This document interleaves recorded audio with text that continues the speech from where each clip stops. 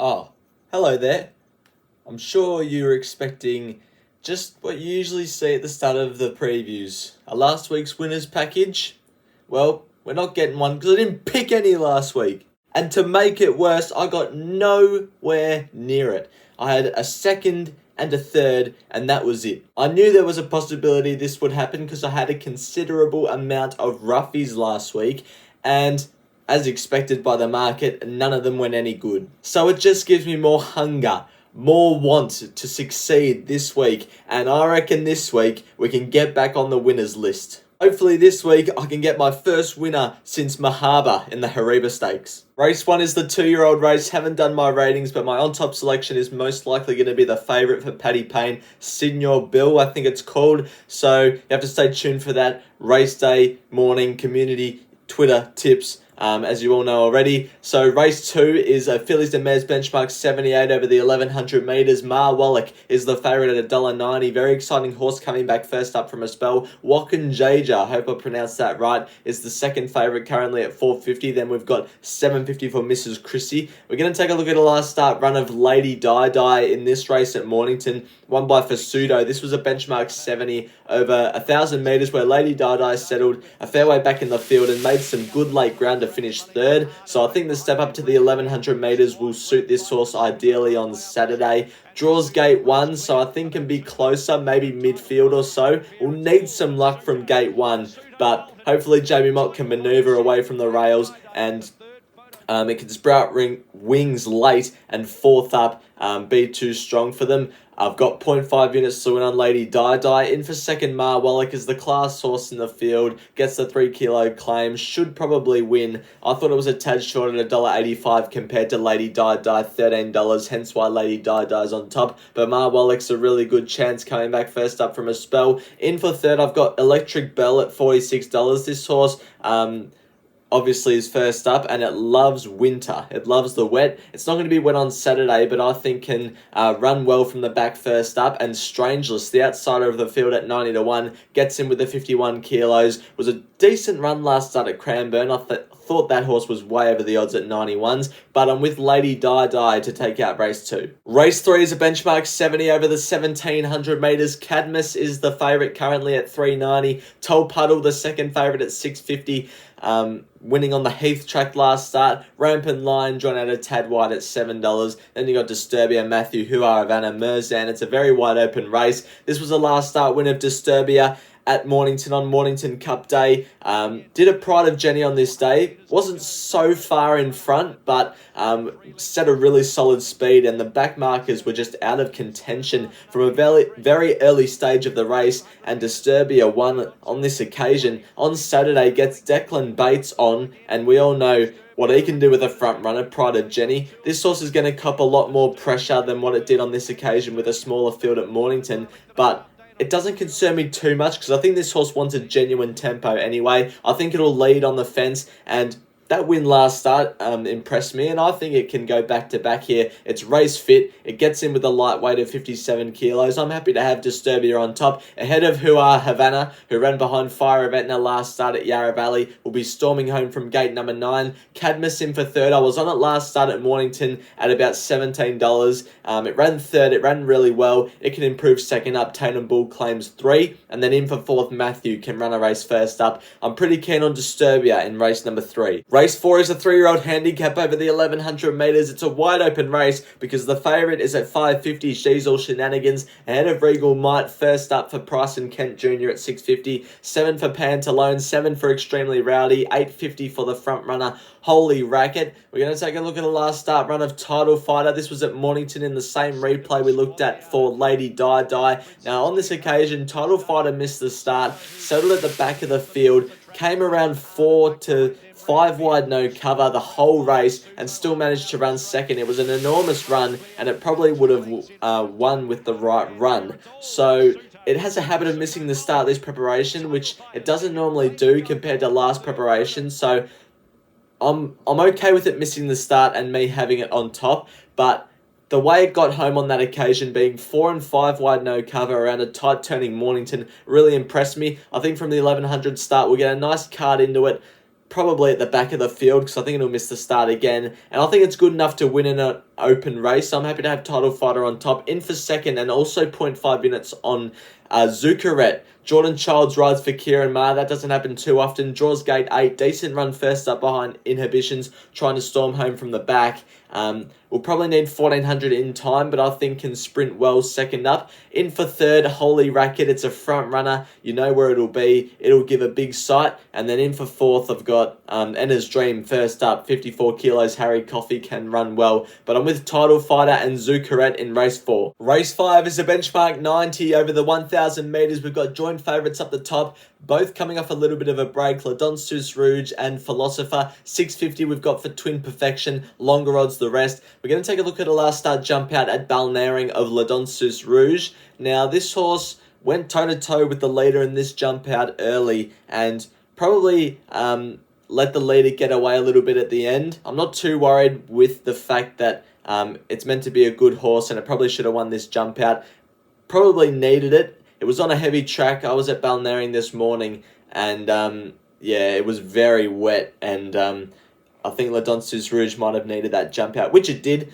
Good form last preparation, classy horse, gate 5, camp off the hot speed, peel out, storm home, win. That's how I'm envisaging it, and I'm with Ladonsus Rouge ahead of Philosopher, who will run really well. Drawn gate 2 will settle probably in its leading role. Loves 1,000 metres. Geordie Childs rides in for third. Twin Perfection coming off a little bit of a break. Also draws gate 4. Don't think will lead. Might settle in the first 4 though and run a big race. And then in for fourth, I've got Larimer Street at a bit of a price for Craig Newitt. I think that horse is over the odds, but I'm with Ladonsus Rouge first up to win race 5. Race 6 is a 3-year-old handicap over the 1,400 metres. England, the exciting horse for Price Jr. $3.30. Grinzinger Bell is at $3.80. Then $6 for Some People Call Me. $6.50 the Shaper. $8.50 Wolfie. $9 for Rip Raw. My best of the day at Mornington, and it flopped. Anyway, moving on. Last start run of Grinzinger Bell. This was on William Reid Day, where it got beaten by Vibrant Sun, who went on to win the Group 1 Australasian Oaks.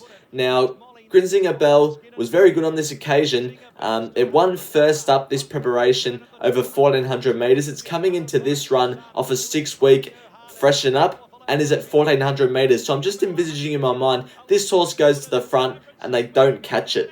There doesn't look to be any other sole leaders in the race, so I think Grinzinger Bell should find the front from the wide draw, and I'm with it, and I'm pretty confident actually. I thought there was 2 in this race I wanted to be with, and Grinzinger Bell's on top for me. Wolfie was the other one, draws 3. Jamie Mott rides. We'll need a bit of luck from that gate, but it's got good enough form to win, and I'm happy to have it in for second. Some People Call Me will run well, 54 kilos. I've got it in there for third, and the Shaper in for fourth also can run really well. Has been well backed too.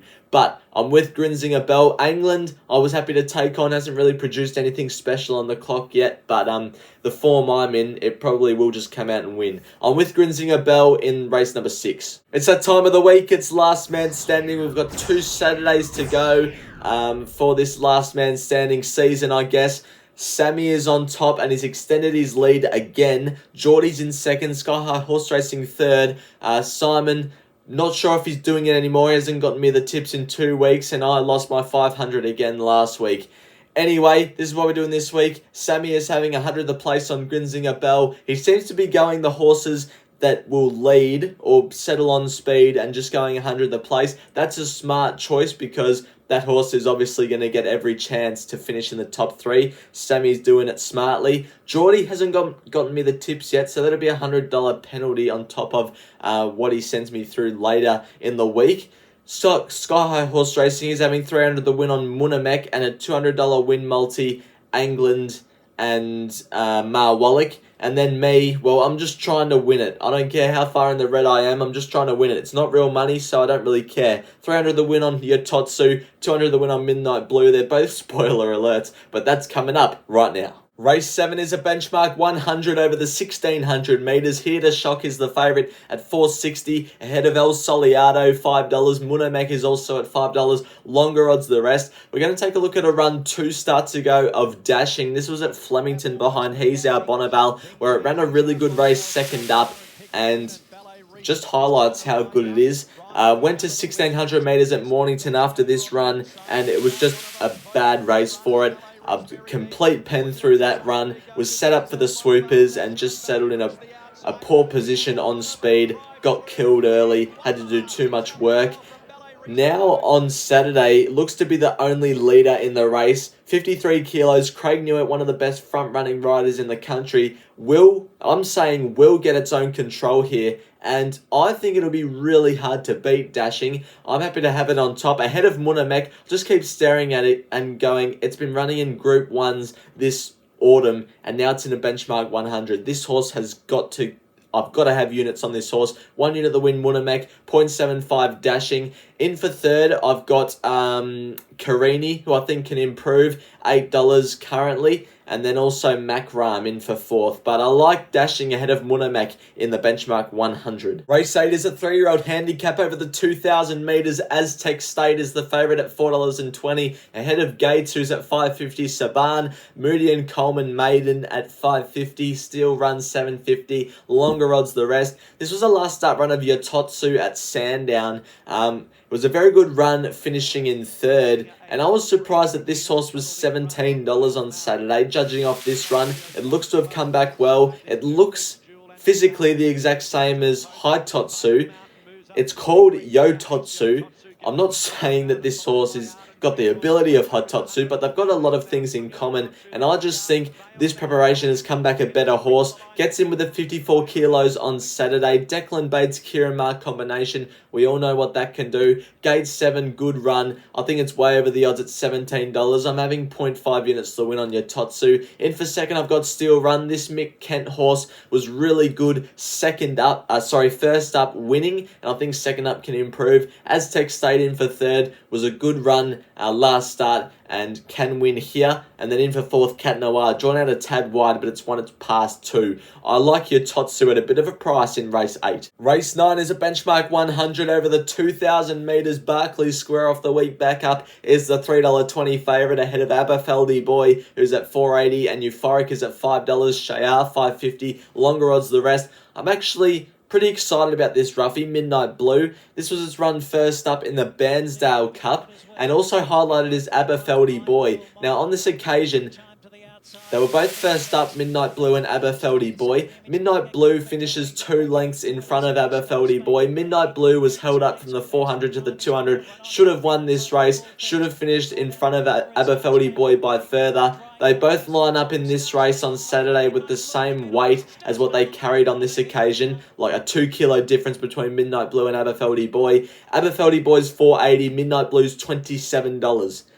That just doesn't make sense to me, and I'm happy to have 0.25 units to win on Midnight Blue and have it on top. I think the market has got it a little bit inflated because of its last start run where it ran last in the Terrain Cup, but I think it experienced a little bit of second up syndrome there, and it doesn't like soft ground. Back on a good track, third up fitter, Daniel Stackhouse taking the ride, gate 4, drawn for a good run. I'm happy to have it on top at a price ahead of Aberfeldy Boy, who I've also got a strong opinion of in the race. Off the week back up, Barclays Square can win. Drawn gate 1 might need some luck, but could also settle closer. And Euphoric will have to go back from the gate, but can storm home with the 53 kilos and win for Matty Cartwright. I like Midnight Blue at a price in race 9. Race 10 to finish the day is a benchmark 84 over the 1,400 metres. Sholton Lane is the favourite at $4 ahead of Talbragar, who's at $7.50. Then you got So Risque, he's our Bonneval, Reinberg, the next horses.